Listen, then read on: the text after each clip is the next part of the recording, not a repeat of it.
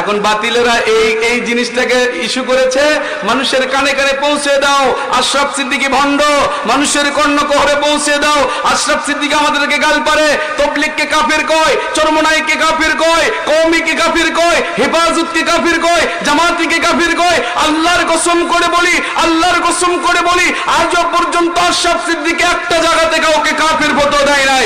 আশরাফ সিদ্দিকী বলেছে কোরআন সুন্নাহ অস্বীকারী মুসলমান নয়, মুসলমান নয়, মুসলমান নয়। চিৎকার দিয়ে বলুন ঠিক না বেঠে? উনি বলেন নাই কাফের, তা বলেন নাই, উনি বলেছেন মুসলমান নয়। খাটের তলে কে রে কয় আমি কলা খাই না, কথা কয় না, মানে খাটের তলে কে ঢুকে আছে আগে কলা খাচ্ছে না, গ্যারান্টি দিচ্ছে। আমি কি তোকে বলেছি তুই কলা খাস? আশরাফ সিদ্দিকী বলেছে এরা মুসলমান নয়, যারা ধর্মের নামে ব্যবসা করে এরা মুসলমান নয়। এখন ওরা আগেই লকব লাগায় রাখছে, দেখেন আমাদেরকে কাফের কয়।